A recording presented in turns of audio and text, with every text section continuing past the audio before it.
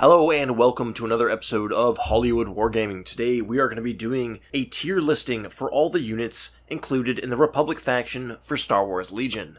And this is going to be a sort of living document video that I'm going to update as time goes by, because as we all know, more units are going to be released for Star Wars Legion, but at the time being early 2021, I believe we have enough units to kind of start forming this list for the prequel factions. And according to the recent leaks, we will not be getting more units until September this year. And perhaps after a few more releases, maybe this time again in the year 2022, we will come back to this and not only add the new units that have come into the game, but also adjust the existing units, as points adjustments and new metas may emerge. But with most other traditional tier lists, we are going to have 5 different ranks here, ranging from D all the way up to S, because as we all know, S is way cooler than A, and D is way worse than F. And we will be ranking these units in order of their release. And on top of that, I feel like I do need to mention that they are going to be rated with a little bit of bias in regard to the faction that they exist in. An example, the Republic is a very, very strong faction in Legion, and a unit that might rank C here might be a B in another faction, but it's a pretty competitive list, and when I'm analyzing it just within that faction's units, there is going to be some inevitable bias. But let's go ahead and dive right in with the core set that we started off the prequel factions with, and here, initially, we are going to have the Phase 1 Clone Troopers. And they will easily rank in as an A unit. You're going to be including these guys in plenty of your list. They are a very, very strong backbone for any army. And with the red defensive dice and a black offensive dice for both melee and ranged, mind you, they very much are the elite infantry when stacked up against rebel troopers, stormtroopers, or B-1 battle droids. You get the best of both worlds, both defensively and offensively, and they also have some pretty powerful upgrades. Right out of the box, you're going to be getting that Z6 that throws 6 white dice, and the DC-15 which has 2 red dice, range 4, and critical 1. And that's the type of offensive dice pool that most other factions only really get to see in their special forces slots. But after that, we are going to have the Republic support unit that comes in the core set, and that is going to be the Bark Speeder. And while this support vehicle is a lot better than all the other speeders in the game right now, it's probably the worst option you have when building a Republic list. They are a very fast unit, and they have decent defense with 5 wounds, a red die, and cover 1, but you're pretty much required to take an upgrade on them for them to be effective on the battlefield, and that really just makes them a little bit too expensive. But the main problem with speeders in this game is that with that compulsory move, you often end up a little bit too far ahead of your forces and can often get gunned down and focus fired on far too prematurely before the rest of your army has arrived. But I will make note that this is a little bit of that faction bias I was talking about here, where this might be a C in another faction, especially when you compare it against the speeder bikes of the Empire or the Stat Riders. But when you compare it to the other options that the Republic gets, it really just does not stack up against them. And unless I see an extremely potent armor meta emerge in the game in the near future, I don't really think Bark Speeders are going to become a main tool in any Republic player's list building arsenal. But after the Bark Speeder, we are going to move along to the third unit that comes in that core box set, and that of course is going to be General Kenobi. And unfortunately, he is going to be coming in at that C ranking. Although I will say that it is very difficult to rank these Jedi, as we do have a lot of new force powers and command abilities coming out as time goes on. In fact, we just received the command upgrade Vigilance, alongside the Force upgrade Force Barrier, both of which synergize fantastically with Obi-Wan Kenobi, and almost bumped him up to the B section in this video. But I don't think I'm being too dramatic when I say that Obi-Wan is one of the more lackluster Jedi in Star Wars Legion at the moment. And I think the main reason for that is obvious.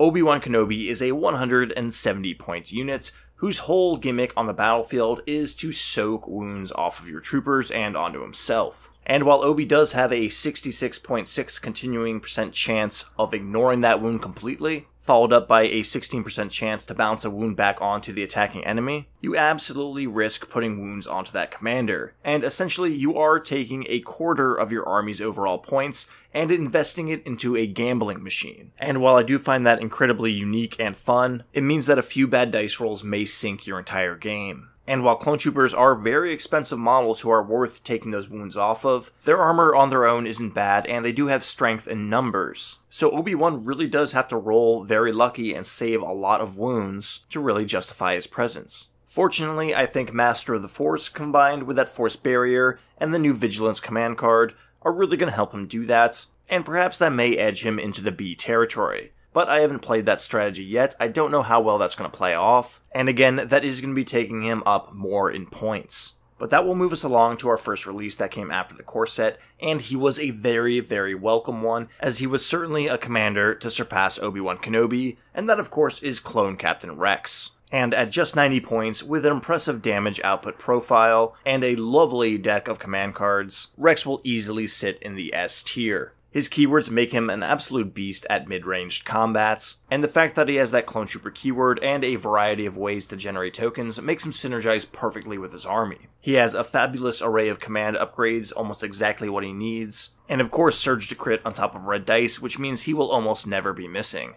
The only downside I can give to Clone Captain Rex is the fact that he only has Courage 2, meaning you're not going to have a very good army-wide Courage value if he's the only commander you're taking. And I'll be honest, that was a major issue I was having when the clones first dropped. But we have since received a lot more methods in which clones can deal with suppression, and that really has shored up Rex's only major downside. So he's an easy S for me, and really I think it's going to be a very, very long time until we cease to see him appearing in a lot of clone lists.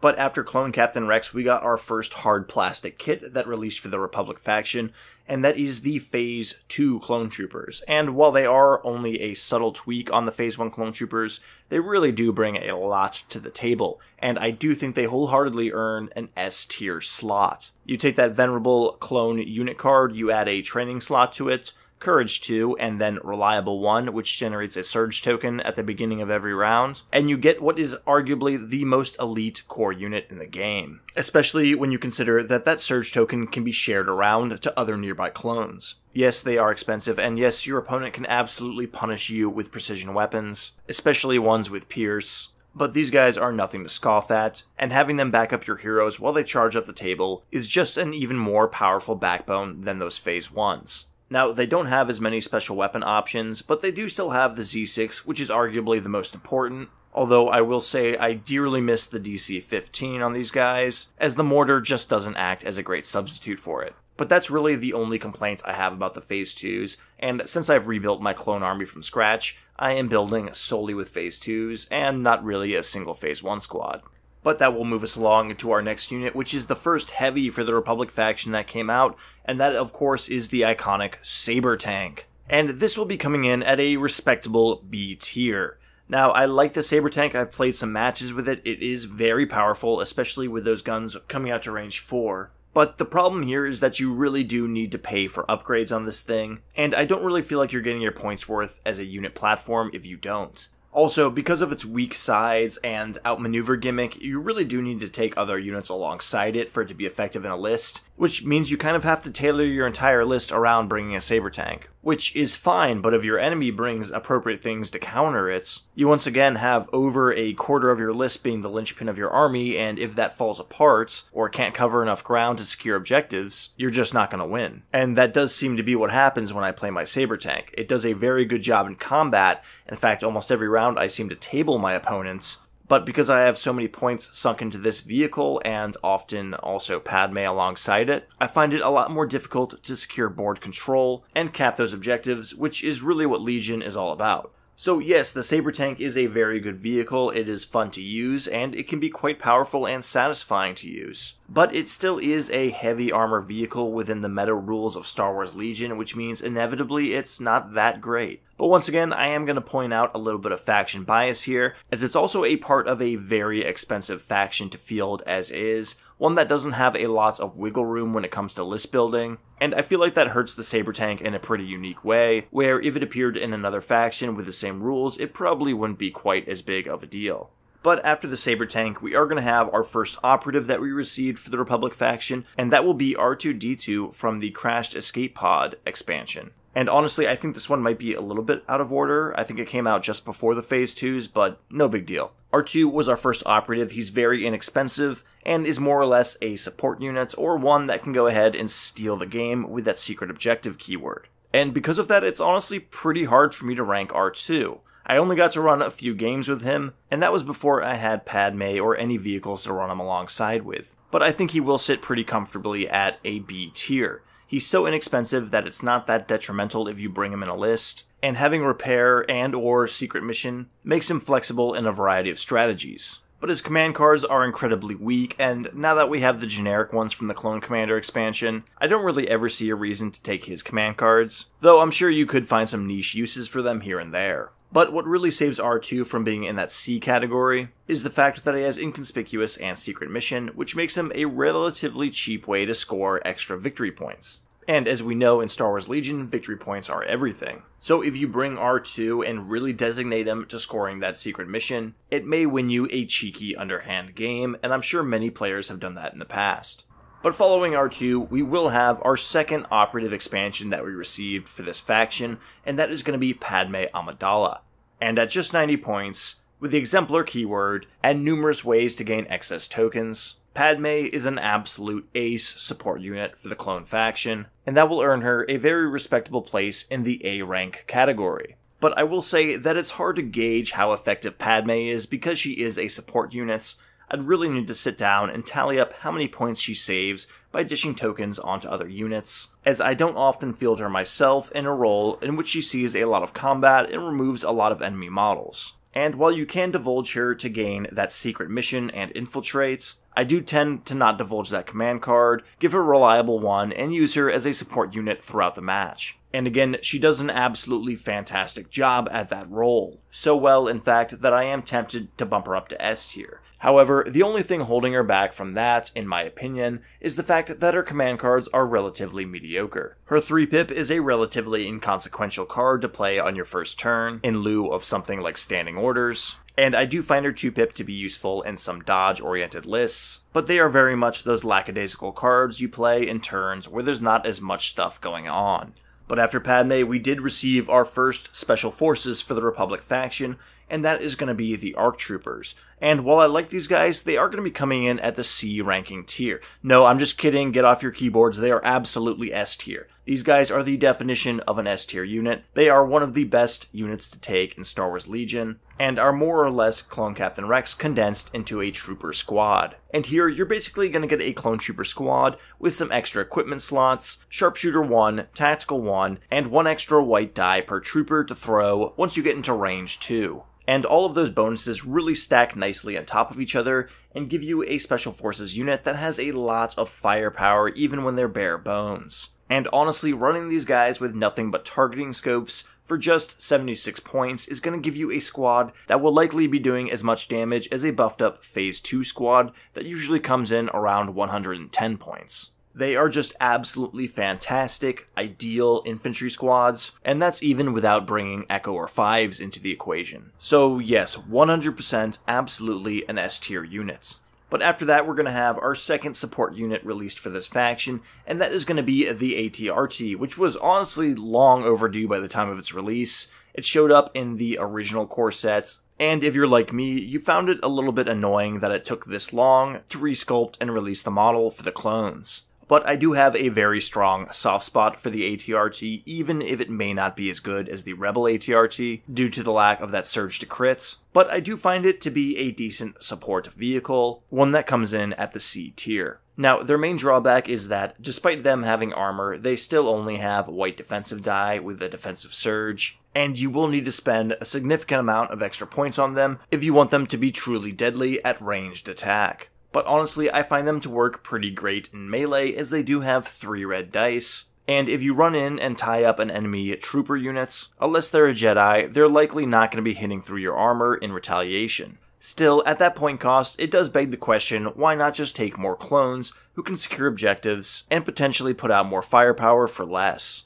But next up here, we are going to have the legendary Anakin Skywalker. And I hope I'm not being too controversial when I say this, but I am extremely underwhelmed by Anakin, and it seems that some other people are also, which is going to bring him in right alongside Obi-Wan at that C tier ranking. And really, I think the main flaw with Anakin Skywalker is that his whole gimmick is that you need to play command cards to make him more powerful, which, if you play right, will snowball him into this sort of super Jedi. However, that means you need to spend 3 whole turns buffing him up to get him to that level, and if you play those cards wrong, your opponent may very well shut him down with his flaw card, which could potentially punish him. But if I have to pin down Anakin's biggest flaws into one summary, it's probably the fact that he does not have an innate charge or relentless ability, or the fact that he does not have a Master of the Force ability. Both of those, in my opinion, are key to what makes Jedi fighters good in this game, and the fact that you need to play command cards to get it onto Anakin, and those command cards usually only benefit himself and not your very expensive clones, is definitely a big drawback in my eyes.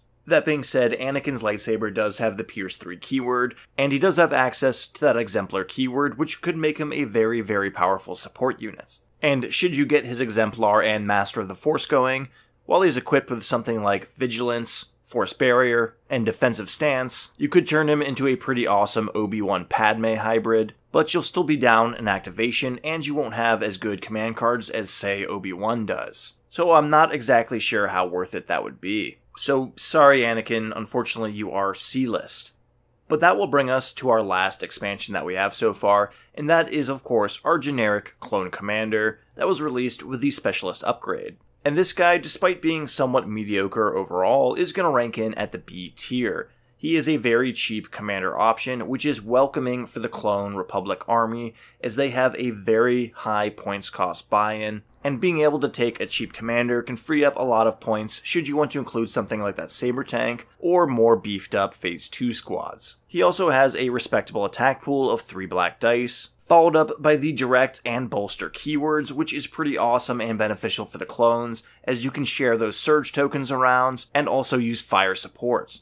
Definitely not the most impressive commander, but when you consider his points value, I think he really does hit pretty hard. Especially if you have something like 50 free points in a list, I think throwing a clone commander in there alongside your other commander will be a good option more so than something like a bare bones Phase 1 clone squad. But that will bring us up to date with all of the releases for the Republic faction at the time of this video's release. Now, we do have one new unit on the horizon here that I'm not covering in this video, and that is going to be the Imperial Republic dual faction helicopter vehicle. I don't exactly remember what it's called. It's very silly looking, and maybe I'm being a little bit too cynical here, but I think it's a kit that most players probably aren't going to be buying, and I don't think it's going to have the best battlefield rules. And that's going to be the only release that we're going to have until September later this year, so I feel pretty confident staving that one off until the next time we revisit this tier list. But I want to know what you guys think about this tier listing. This of course is my opinion and based off my experience with these units. Is there anything on here that you would move around or rank differently? Do you think I was a little bit too cruel on the Jedi for the Republic? Or is there something that you guys would rank lower than I did? Let me know in the comments down below. As always, be reasonable. If you want to see more content like this, consider subscribing. We will be doing this for the Trade Federation faction. Hit the like button if you enjoyed this video, and until next time guys, take care.